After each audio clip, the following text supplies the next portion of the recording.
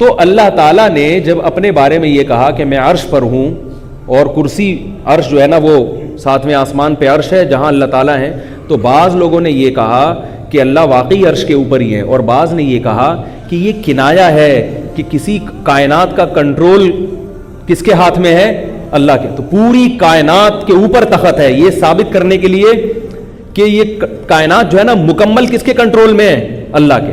تو ان لوگوں نے یہ کہا کہ اللہ ذات کے اعتبار سے ہر جگہ موجود ہے، اور عرش پر کا لفظ جو قرآن میں استعمال ہوا ہے وہ اللہ کے کنٹرول کو ظاہر کرنے کے لیے. لیکن پھر انہوں نے یہ بھی کہا کہ ذات کا مطلب ایسے نہیں جیسے ہر آدمی ہر جگہ، یعنی کوئی اللہ کی ذات ہے. انہوں نے بھی کہا کہ اس کی حقیقی معنی ہمیں معلوم نہیں ہے، اور ساتھ ساتھ انہوں نے یہ بھی کہا کہ قرآن مجید میں جو آتا ہے اللہ تعالیٰ عرش پر ہے عرش پر ہے، تو کچھ خاص تجلیات اللہ کی عرش پر ہیں جس کی وجہ سے اللہ نے اپنی نسبت بار بار کہاں کی ہے؟ عرش کی طرف کی ہے. تو انہوں نے عرش پہ ہونے کا انکار نہیں کیا. تو یہ چونکہ اب اس میں کون سا مذہب صحیح ہے کون سا غلط، قرآن و حدیث اس بارے میں کیا ہے؟ خاموش. لہذا اس میں کسی بھی مسلک کو اگر کوئی فالو کرتا ہے تو دونوں برحق ہیں، کیونکہ جو یہ کہہ رہے ہیں کہ اللہ ہر جگہ موجود ہے وہ اس طرح سے نہیں مانتے ہر جگہ موجود کہ جیسے انسان وہ کہتے ہیں ہمیں نہیں پتا کیسے ہے، اور وہ اللہ کے عرش پہ ہونے کی نفی بھی. بھائی جملہ مکمل کیا کریں اللہ کے بندو. وہ یہ جو دوسرا گروہ ہے نا یہ اللہ کے عرش پہ ہونے کی نفی نہیں کرتا. بات آ رہی ہے سمجھ میں؟ کہتے ہیں اللہ کی عرش پر بھی اللہ ہے، وہ اس کی خاص تجلیات ہیں جس کی وجہ سے اللہ کو عرش پہ کہا جائے گا. کیونکہ حدیث میں آتا ہے رسول اللہ صلی اللہ علیہ وسلم نے ایک باندی سے پوچھا کہ این اللہ، اللہ کہاں ہے؟ تو اس نے کہا فی السماء، آسمان کی طرف انگلی اٹھائی. وہ کہاں ہے؟ آسمان. تو آپ نے فرمایا اعتقھا فانھا مومنہ، اس کو آزاد کر دو، یہ کیا ہے؟ مومن. تو جو پہلا گروہ ہے علماء کا وہ یہ کہتا ہے کہ اللہ کی ذات عرش پر ہے، علم اور قدرت کے لحاظ سے ہر جگہ موجود. دوسرا گروہ علماء کا کہتے ہیں اللہ ہر جگہ موجود ہے لیکن عرش پر ہونے کی نفی نہیں کرتے، کہتے ہیں خاص تجلیات اللہ کی کہاں ہیں؟ عرش پر ہے. تبھی اس کو جب نسبت کی جائے گی تو کہاں کی جائے گی؟ آسمان. دونوں کے پاس دلائل ہیں، دونوں مذہب بالکل درست ہیں، کسی ایک فریق کو بھی اس بارے میں ملامت کرنا جائز نہیں ہے. عوام کے ساتھ مسئلہ یہ ہے کہ عوام کے پاس معتدل علماء جو کسی بھی مسلک میں ہوتے ہیں ان کی اسپیچز پہنچتی نہیں ہیں. عوام کے پاس ہمیشہ انٹرنیٹ کے ذریعے، ٹیلی ویژن کے ذریعے کسی بھی مسلک میں جو لوگ ایکسٹریم پر ہوتے ہیں نا، انتہا پر، ان کی تقریریں پہنچتی ہیں تو وہ یہ سمجھتے ہیں کہ یہی اس مسلک کی صحیح عکاسی کر رہے ہیں، حالانکہ ایسا نہیں ہے. نہیں آ رہی بات؟ اب میں آپ کو میرا کیا مذہب ہے اس بارے میں، میری ذاتی رائے یہ کہ جو اس بارے میں اسلاف کا مذہب تھا نا کہ اللہ کو عرش پہ مانا جائے، بس اللہ کی ذات کہاں ہے؟ آسمان پہ عرش پر ہے، اور علم اور قدرت کے لحاظ سے اللہ ہر جگہ موجود ہے. میری ذاتی رائے ہے کہ یہ مسلک زیادہ قرآن و سنت کے ظاہر کے قریب ہے. نہیں یاری بات میرا خیال ہے کہ جب پوچھا جائے اللہ کہاں ہے تو جیسے باندی نے کیا کہا تھا؟ آسمان میں. باندی نے ہی نہیں کہا تھا ہر جگہ موجود ہے لیکن خاص تجلیات عرش پر ہے. یہ مذہب بھی صحیح ہے. صحیح اس لیے کہہ رہا ہوں کہ اجتہادی اختلاف ہے، اس میں کہیں ایک بھی واضح نص موجود نہیں ہے. خاص طور پہ یہ جو ید کے بارے میں ہم کہتے ہیں کہ اللہ کا ہاتھ ہے، تو ہاتھ طاقت سے کنایا ہوتا ہے. بعض لوگوں نے کہا نہیں اللہ کا ہاتھ ہے، بعض نے کہا نہیں ہاتھ نہیں ہے بلکہ ہاتھ کنایا کس سے ہے؟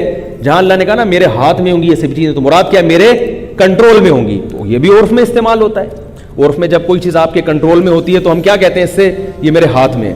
تو ان لوگوں نے یہ کہا کہ بھئی ہاتھ مراد ہے اس سے.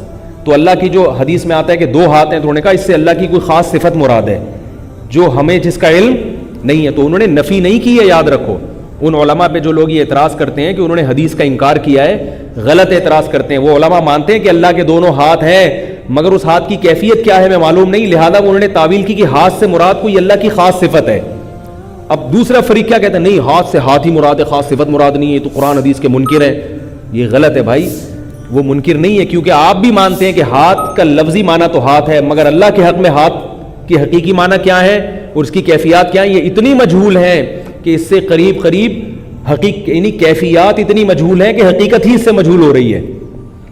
تو اس لیے جو بھی اس قسم کے مولوی انٹرنیٹ پر بیٹھے ہوئے ہیں جو ان چیزوں میں مناظرے کرتے ہیں کہ اللہ عرش پر ہے، دوسرا کہتے ہیں ہر جگہ موجود ہے، اور دونوں ایک دوسرے کو غلط قرار دے رہے ہیں، تو سمجھ لو کہ یہ دونوں کیا ہیں؟ بول لو گے تو بھائی کچھ بات بنے گی آگے. تو یہ دونوں فریق کیا ہیں؟ یہ بلوانا جو چیز بول دیتا ہے نا زبان سے ایک دفعہ، تبلیغ والے کیوں بار بار کہتے ہیں 1 سال کا نام، ان کو پتا ہے یہ 3 دن کے لیے بھی نہیں جائے گا، ان کو پتا ہے اتنا ڈھیٹ ہے یہ 1 سال کے لیے تو دور کی بات، یہ 3 دن کے لیے بھی نہیں نکلے گا، لیکن اس کو اٹھا کے کھڑا کر کے بولتے ہیں کہ 1 سال کے لیے نام لکھواؤ، ارادہ لکھواؤ. یہ جب انسان ایک چیز زبان سے بولتا ہے اس کے لاشعور میں وہ بیٹھ جاتی ہے، اور کبھی نہ کبھی اس کو خیال آتا ہے کہ وہاں میں اگل کے گیا ہوں. یہ تو یاد رکھو، یہ جو اللہ کی ذات اور صفات کا مسئلہ ہے، یہ جو متشابہات کی پہلی قسم تو سب مانتے ہیں، دوسری قسم میں گڑبڑ ہوتی ہے، اور اس میں بڑا اختلاف چل رہا ہے، بہت زیادہ اختلاف چل رہا ہے اس میں، اور ایک دوسرے کے خلاف مناظرے بازی، اور عوام اس اختلاف میں پھر پستی ہے، کہتے ہیں کیا جائیں، وہ کہتے ہیں ہر جگہ ہیں، وہ کہتے ہیں عرش پر ہیں، پتہ نہیں ہمیں یہی نہیں سمجھ میں آ رہا ہے کہاں. ٹھیک ہے، تو بولو بھائی اللہ ہر جگہ ہے، اللہ عرش پر ہے، علم اور قدرت کے لحاظ سے ہر جگہ ہے. تو اگر اس کے علاوہ بھی کوئی ہے تو ٹھیک ہے، کیونکہ جو ہر جگہ موجود مان رہا ہے وہ عرش پر ہونے کی نفی نہیں کر رہا. تو جب نہیں کر رہا تو وہ بھی اب اس سے ڈیٹیل میں پوچھو گے جب ہر جگہ بھی ہے تو عرش پر کیسے بولے کہ بھائی اللہ کی ذات ہے، اتنی باریکیوں میں ہمیں جانے کی اجازت نہیں. اور یہ بھی قرآن سے ہی ثابت ہے جو میں بات کر رہا ہوں. قرآن میں اللہ نے فرمایا هو الذی، یہ جو ایک بات رہ گئی نا کہ دونوں مسلکوں میں جو ایکسٹریم پہ ہوتے ہیں وہی عوام کے سامنے آتے ہیں، بہت اہم بات ہے، اس کی میں بھی ایک دلیل دوں گا آپ کو.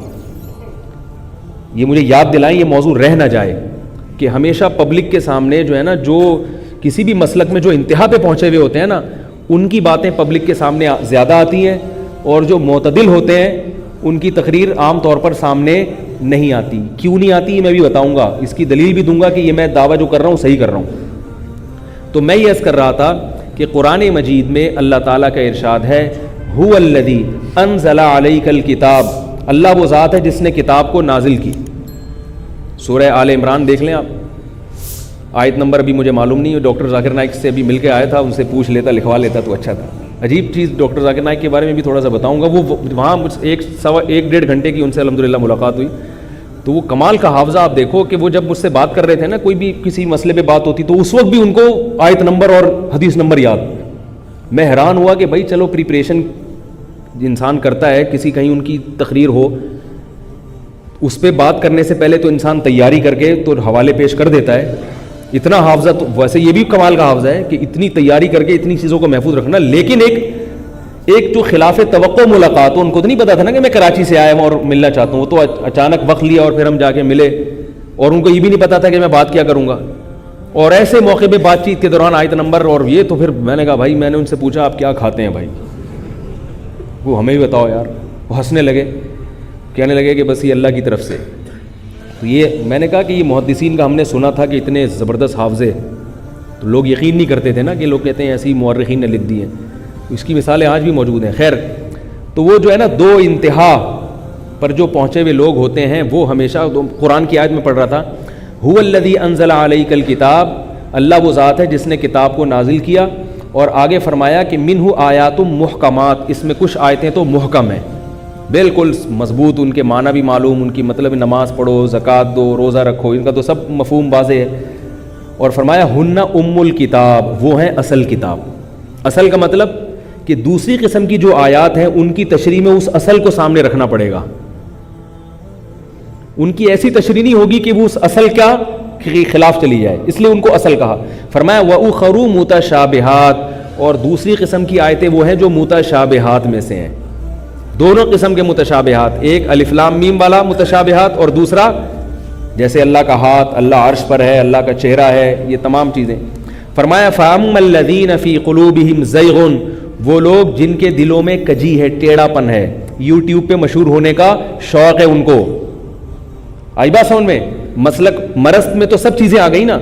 تو قرآن مجید میں اللہ کا ارشاد سنیں، فرمایا وَأَمَّا الَّذِينَ فِي قُلُوبِهِمْ زَيْغٌ، جن کے دلوں میں ٹیڑھا پن ہے. مرض کا لفظ بھی استعمال نہیں کیا، زیغ مرض سے ہٹ کر ٹیڑھے ہیں، ٹیڑھے، ٹھیک ہے نا. وہ کیا ہے؟ فَيَتَّبِعُونَ مَا تَشَابَهَ مِنْهُ، فرمایا اس قرآن میں جو متشابہ چیزیں ہیں نا وہ ان کے پیچھے لگیں گے. ابتغاء الفتنتی، فتنہ پھیلانے کے لیے، وابتغاء تأویلہ، اور اس کی تفسیر جاننے کے لیے، وما یعلم تأویلہ الا اللہ، حالانکہ ان کی تفسیر اللہ کے علاوہ کوئی بھی نہیں جانتا.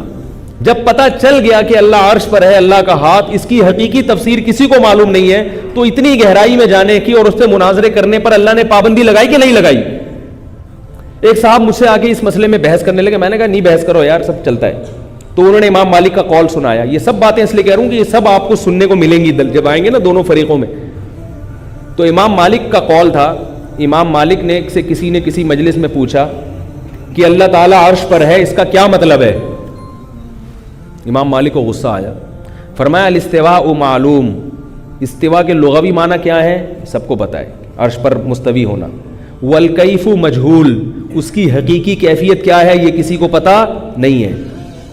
اب جو لوگ عرش پر قائل ہیں نا وہ یہاں تک حدیث بیان کرتے ہیں امام مالک کا قول کہ دیکھو امام مالک نے کیا کہا, اللہ تعالیٰ کہاں ہے؟ عرش پر ہے, کیفیت معلوم نہیں. یعنی استوا کا مطلب بتایا کہ استوا کا یہ مطلب ہے اور کیفیت معلوم نہیں ہے. آگے نہیں دیکھتے, امام مالک نے یہ بھی کہا والسؤال عنہ بدعہ, اس قسم کے سوالات یہ کیا ہیں؟ بدعت ہیں, جن کا اسلاف میں دستور بولو نا بھائی نہیں تھا. اور پھر حکم دیا اس کو مجلس سے باہر نکالو. وہ کہہ سکتا تھا میں ایک ریسرچ کر رہا ہوں, تحقیق کر رہا ہوں, مجھے تحقیق سے کیوں منع کیا جا رہا ہے؟ امام مالک نے کیوں باہر نکالا اس کو؟ ایسی چیزوں کی تحقیق کیوں کر رہے ہو جس کی تحقیق اسلاف نے نہیں کی؟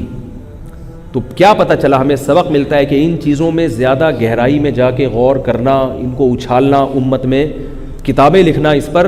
اگر کوئی بزرگ عالم ایسی بات کر رہے ہیں تو آپ سمجھو کہ ان سے غلطی ہوئی ہے. میں یہ ایک بات بتا دوں اس لیے کہ بعض بزرگوں سے, بعض نیک لوگوں سے بھی یہ کام ہوا ہے, تو وہ یاد رکھیں کہ کسی کی ایک غلطی سے آدمی برا نہیں بن جاتا. ان کی اس بات کو کہیں بھائی حضرت نے خطا کی, بندے باقی جو ہے نا وہ برے ہیں یا نہیں یہ نہیں ہمیں پتہ, وہ ایک الگ ٹاپک ہے. تو بدگمان بھی ہونا جائز نہیں ہے کسی سے کسی ایک غلطی کی بنیاد پر. اور اگر وہ بندہ ہی ٹھیک نہیں ہے تو پھر بدگمان ہونا بھی جائز ہے کہ یہ تو بندہ ہی, اس کا تو کام ہی یہی ہے. تو یہ ہے اللہ, یہ جو اللہ کی ذات کے بارے میں عقائد ہے نا, اس میں یہ عقیدہ رکھنا ضروری ہے.